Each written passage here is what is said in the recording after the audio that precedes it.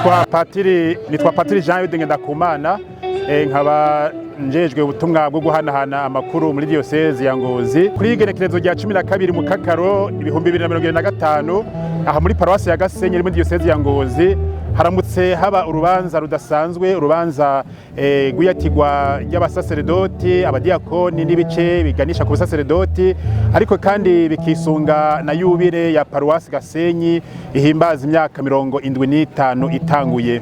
Uyu munsi rero ni ibirori bidasanzwe, abatumire biteka benshi cyane.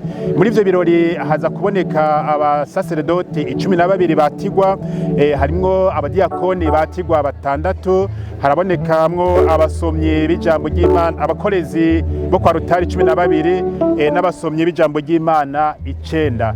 Uru rubanza rero twiteze kwakiramwo abantu bashika 2,000 bamaze gushika. Murabona yuko bamaze gufata ibibanza, umwungere wa diocese yacu yamaze gushika. Mukanya rero turaza kubona ingene bitangura, tukaba duza gufashwa muri urwo rubanza cyane cyane n'umuhari w'abakiro bamaze iminsi 3 ngaha muri paroisse ya Gasenyi bategura uru rubanza bafashanya na komite ijejwe uru rubanza. None rero mwese tubahaye ikaze mwisange muri paroisse ya Gasenyi muri diocese ya Ngozi kuri igenekerezo ya 12 uku kwezi kw'indwi muri mwaka wa 2025. Paroisse ya Gasenyi himbaza imyaka 25 imaze kuronka abasaserdoti batari bake. Umusaserdoti yakiteguye umunsi wo muri paroisse Gasenyi yitwa Bertino agira 20, no kuvuga yuko hamaze kuboneka abasaserdoti bashika 20 kuva itanguye, kandi abiheba Imana benshi, ababikira, abafurera ari nabo bariko badufasha muri uru rubanza.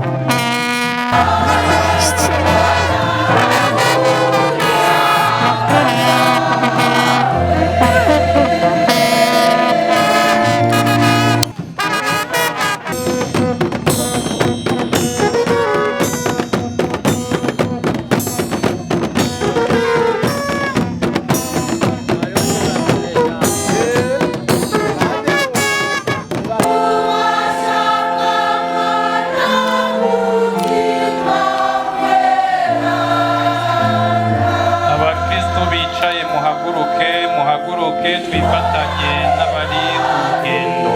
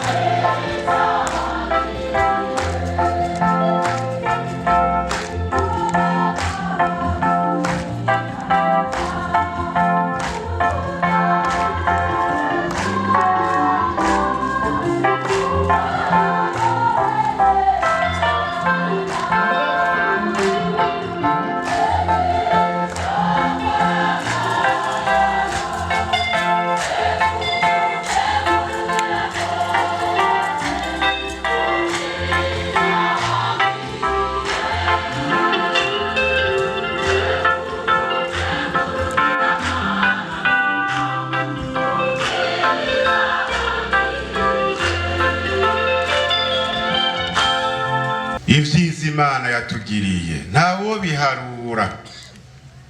biharura ivyiza Imana yakoze hano mu Gasenyi ntawo bidonda ngo abishobore. Ngabo kandi tuje no gusaba imbabazi kuko twirimbuye turasanga haranukaye vyinshi bikononekara kumbure dushizemo uruhara canke bikononekara kubera yuko hari ico tutakoze. None ivyo vyose tubisaba ikigongwe.